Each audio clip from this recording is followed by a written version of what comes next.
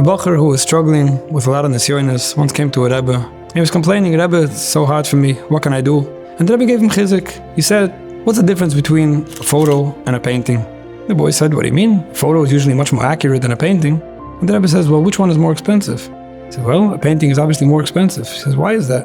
He said, because a photo can't have a mistake in it, obviously, but a painting is a much bigger trick to get it right.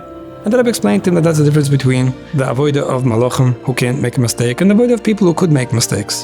And that's why, despite all the struggles and challenges, one should never give up. I used to think that this message was about the fact that we could make mistakes, and we don't, and that's why our avodah is so chushev. But I think there's more to it. Imagine this, you want to do renovations in your house, do some construction, so you call someone who might be able to help you, and you tell him the different things you need, and he listens to your whole list of things that you want to do in your house. He says, I think I could help you with all that, but the copper pipes in the kitchen, I'm not great with that, but other than that, I can do it all. Well, you want the job done complete, you don't have to call another person, you call someone else. And he asks, what do you need done? You give him a whole list of things. He says, well, the tiles that you want to put in the kitchen, I don't know, maybe I could do something else instead, or you could have someone help me with that, but I don't think I could do that. Okay, see you, on to the next person. And you call them up, you say, I want to do renovations in my house. Sure, I could do it, but I didn't tell you what I need. No, I could do everything. Some people would be a little wary about hiring somebody who thinks he could do everything. And some people would go for it. Maybe he could do everything. You'll have a complete job without having to call more people. What happens if you call down this guy, you give him a chance, and on the first part of the job, he already makes a mistake, he messes up, and the second part again?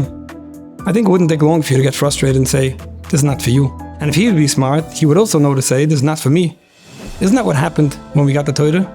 The Eibishter is offering the Torah to the nations of the world, and the Puerto Ricans or the Mexicans, they're being somewhat responsible and honest and saying, well, that little piece is not for me.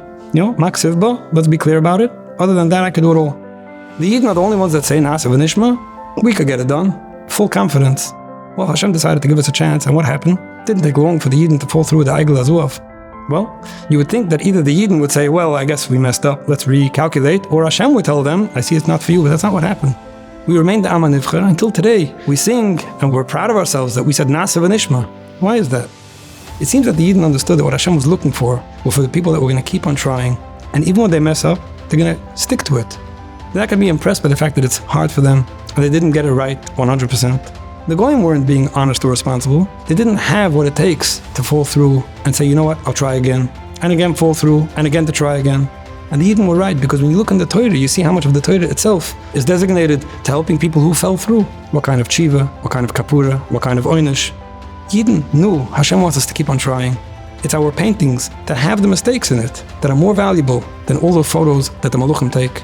And when we know this, and we strengthen ourselves, and we give ourselves the chizik that it takes to keep on getting up again and again, that's what's so valuable to Hashem Yisborach.